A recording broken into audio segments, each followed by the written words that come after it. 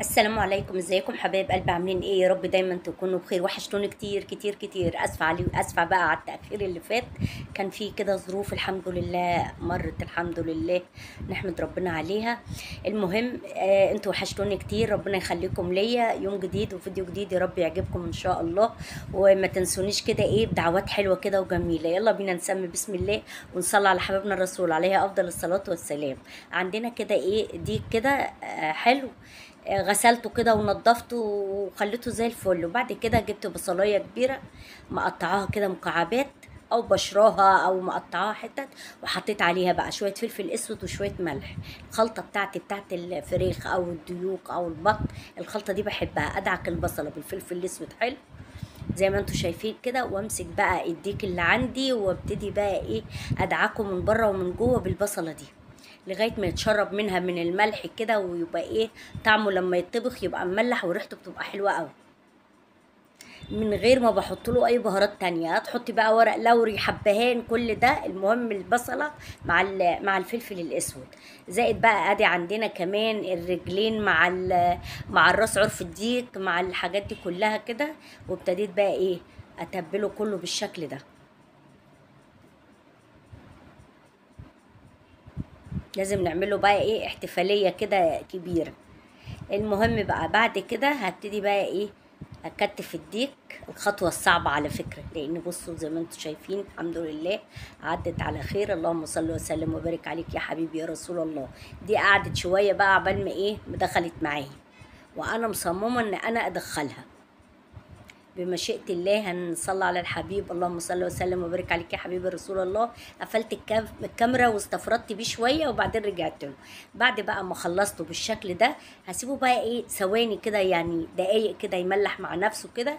وبعد كده بنجيب بقى حلة على النار، نبتدي نحط فيها معلقة سمنة كده حلوة ونسيبها تسخن. وبعد كده ننزل عندنا بالفرخة اللي موجودة أو الديك اللي موجود، ونسيبه بقى ايه ياخد ريحة السمنة بالشكل ده.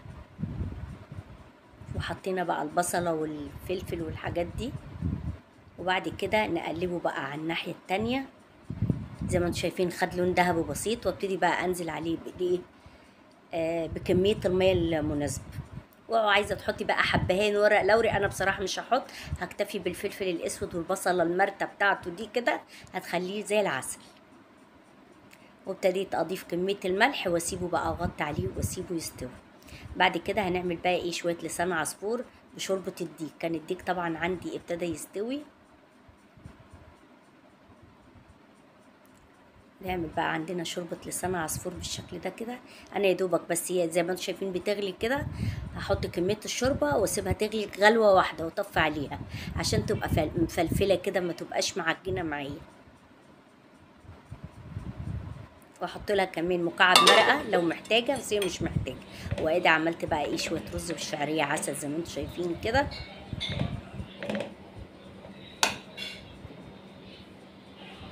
خلصنا كده الرز بشعرية وخلصنا الشوربة والديك عندنا استوى. تعالوا بقى نعمل شوية ملوخية عسل. جبت بقى ملوخية خضراء قطفتها كده وايه اللهم صل على النبي، وخرطتها بالمخرطة. نزلت بيها بقى في شوية الشوربة بتوع الديك. لازم نعمل له حفلة زي ما انا قلت لكم كده. وعندنا بقى ايه السمنة بتقدح كده ايه في الطاسة اللي جنبيها. هي يا دوبك الملوخية بس هتغلي غلوة واحدة وهنطفي عليها. اللهم صل وسلم وبارك عليك يا حبيبي يا رسول الله. ابتديت بقى اقلبها عشان ما يبقاش فيها اي تكتلات، وخضرة وزي الفل زي ما انتم شايفين كده. نبتدي بقى بعد كده نشوف الايه التوم. عندنا كام فص من التوم حلوين كده. الملوخية بتحب التوم، عاشقة للتوم طبعا احنا عارفين. ونبتدي نحمرها.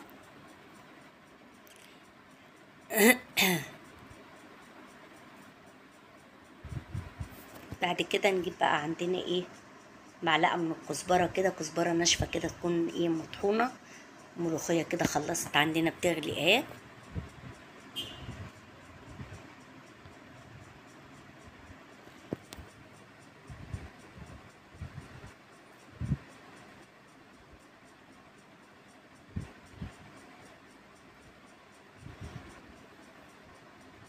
والتومة عندنا بتحمر بقى وايه والريحه بقى ما اقولكوش، شويه التوم لما بتحمروا بيبقوا ايه ما شاء الله، بيعملوا ريحه حلوه قوي في المطبخ صراحه، يعني بحب ريحه التوم جدا.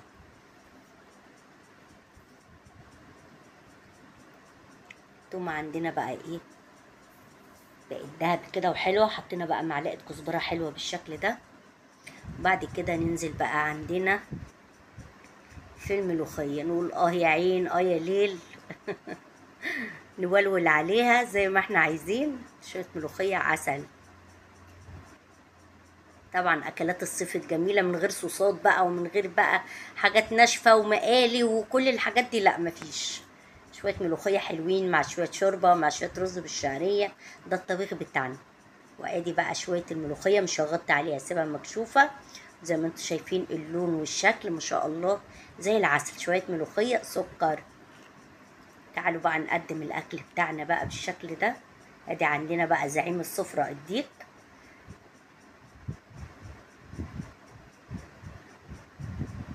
وادي شويه رز بشعريه، طواجن الملوخيه، وشوربة لسان العصفور، حاجة كده في منتهى الجمال. أكلة صيفية جميلة كلنا بنحبها تقريبا، معروف رز بشعرية ملوخية فراخ، يعني من الأكلات اللي بتبقى في منتهى الجمال اللي احنا بنحبها جدا. بلا أكل بقى ايه، اقعد بقى اعمل بقى لا فراخ كنتاكي، لا اعمل بانيه، لا اعمل مكرونة، لا الأكلات بتاعتنا الجميلة اللي لا يعلى عليها. وشوية لسان عصفور بقى كده مع شوية الملوخية، حاجة في منتهى الجمال.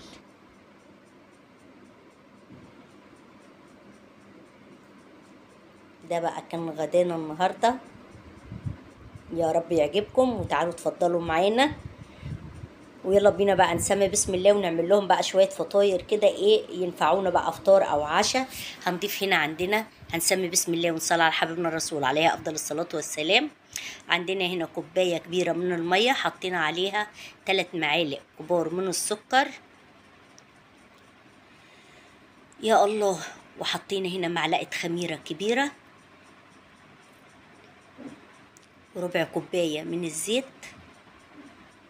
ونقلب بقى ده كله كده مع بعضه.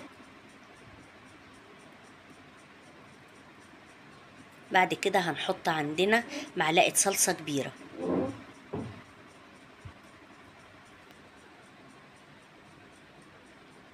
معلقة صلصة جاهزة، معلقة صلصة عندك من البيت، ما تصعبيش الموضوع، الصلصة اللي موجودة. بعد كده نسمي بسم الله ونصلي على حبيبنا الرسول عليه أفضل الصلاة والسلام. ونحط عندنا بقى ايه 3 كوبايات من الدقيق، وعندنا طبعا نص معلقة من الملح. ونبتدي نسمي بسم الله ونعجن، وربنا يحسن ما بين ايدينا اجمعين يا رب. نلم بقى ايه، نحاول نشوف بقى العجينة هتاخد مننا دقيق كمان ولا كده يكفي. طبعا باين انها سايلة خالص، نحط كمان شوية دقيق.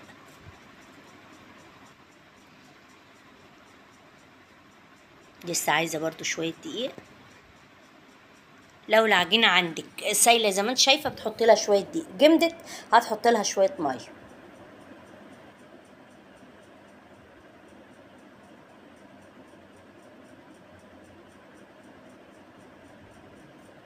حطي بقى شوية دقيق كده، ونبتدي نعجن حلو بقى على الايه، على الرخام. ناخد وندي بقى ايه مع العجينة كده ونفضفض معاها، ونقول لها بقى ونستغفر ربنا كده، ونقول على اللي ايه اللي غيظنا واللي بسطنا وكل حاجة. احنا بقى نقعد نفضفض كده مع العجينة. المهم هناخد العجينة بقى يمين وشمال كده لغاية ما ايه احس ان العجين اللي في ايدي ابتدى يسيب من ايديا، يبقى العجينة بقت مظبوطة. شايفين العجين في ايدي عامل ازاي؟ انا بحاول اسلكه اهو كده تسليك كده، عشان ايه، واخد الدقيق عشان العجينة دي تسيب من ايدي. لسه لازقة في الرخامة، هي خدت لها تقريبا 4 كوبايات كبار من الدقيق، لان اخر كوباية انا بحطها حبة بحبة.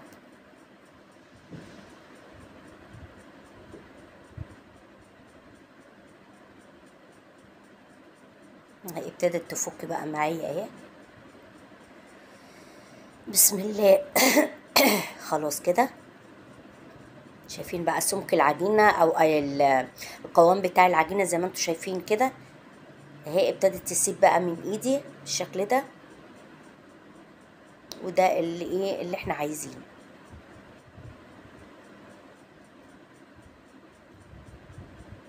ابتدت تتجمعها بقى كده، فيها تلزيقه بسيطه قوي عشان تبقى طريه معايا. وهنسيبها بقى، نحطها كده ونغطي عليها ونسيبها ايه لما يتضاعف حجمها. هنبتدي بقى نسمي بسم الله ونصلي على حبيبنا الرسول عليه افضل الصلاه والسلام. اللهم صل وسلم وبارك عليك يا حبيبي يا رسول الله.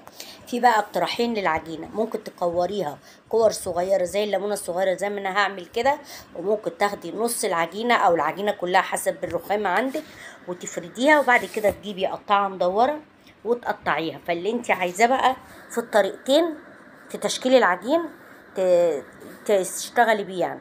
انا قلت ايه هكورها كده كور صغيره زي ما انتم شايفين، كور صغيره خالص زي الليمون. ونبتدي بقى بعد كده ايه نكورها ونسيبها بقى ترتاح. شايفين قد ايه؟ وممكن زي ما قلت لك هتقطعي العجينه جزئين، تاخدي اول جزء تفرديه على الرخامه مع رشه دقيق وتقطعيه بالقطاعه. هيبقى ايه لو انت حاسه ان دي اسهل لك اعمليها.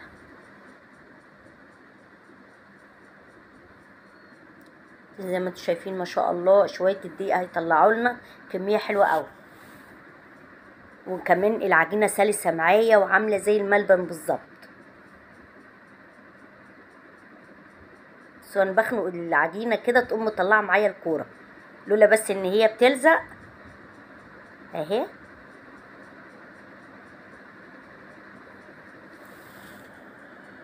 شو عملوا كميه ما شاء الله ما شاء الله. بصوا بقى باتيه الافران بتجيبيه ب140 تقريبا او ب150. شويه معجنات تعمليهم للولاد حلوين قوي قوي قوي، يعني فطار عشاء.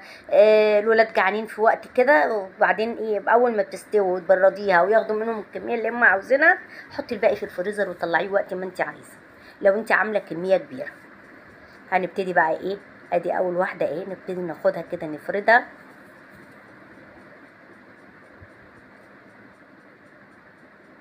بالشكل ده.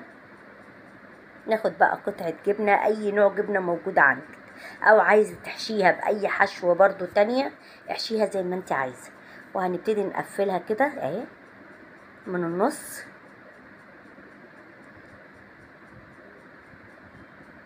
دي اول واحدة، حاول اظبطها، نظبط بقى بعد كده. بسم الله. ناخد قطعة الجبنة ونبتدي بقى ايه نقفل عليها من النص كده من فوق اهي.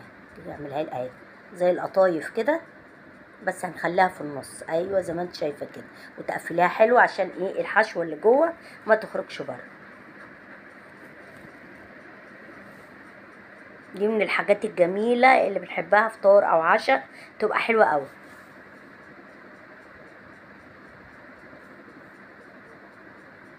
بالشكل ده ونقفل عليها.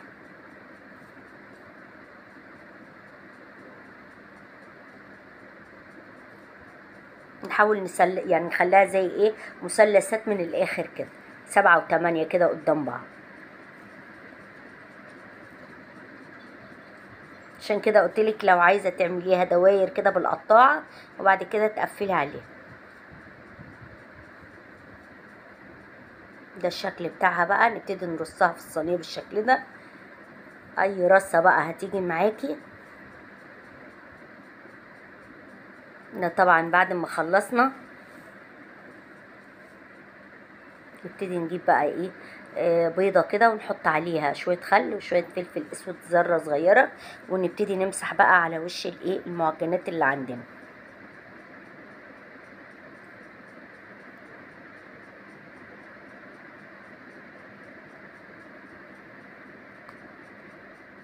وعايزه تكبري الحجم كبريه، عايزه تصغريه عن كده صغريه، الاحجام اللي انت عايزاها. عايزه تشكليه باي شكل تاني، بس هي بتبقى ما شاء الله بتبقى شكلها حلو كمان بعد ما بتستوي.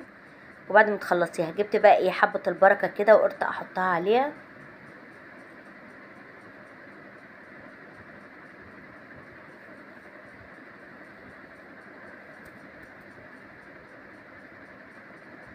على فكرة الحاجات دي بتوفر معاكي جدا جدا جدا، يعني ليه؟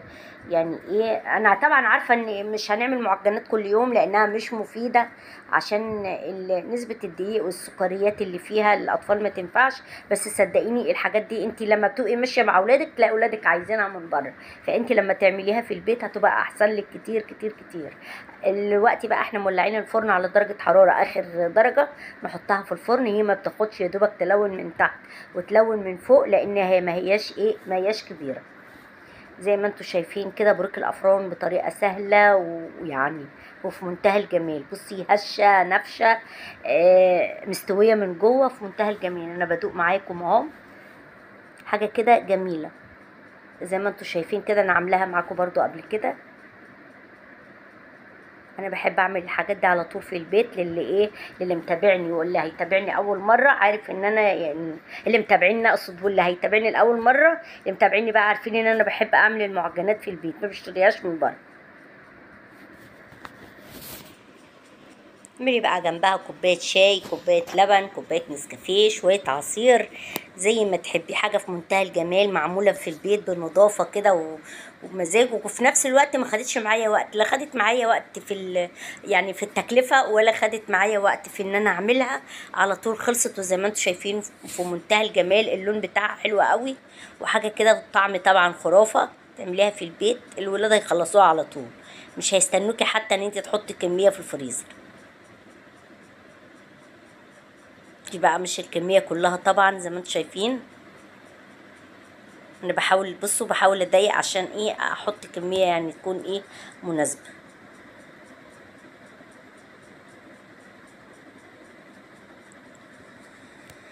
يا الله، لا اله الا انت سبحانك اني كنت من الظالمين.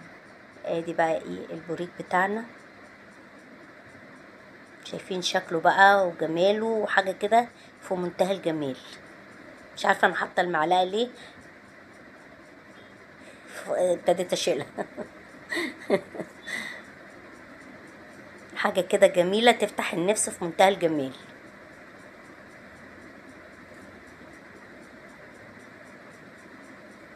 ضميري بيأنبني اخد اي واحدة. بصوا السوا بتاعها من تحت كده ومن فوق، سواها حلوة قوي اهي. وادي حشوة الجبنة جواها. يا رب الفيديو بتاعي يكون عجبكم، واسيبكم في امان الله ورعايته. مع السلامة حبايب قلبي.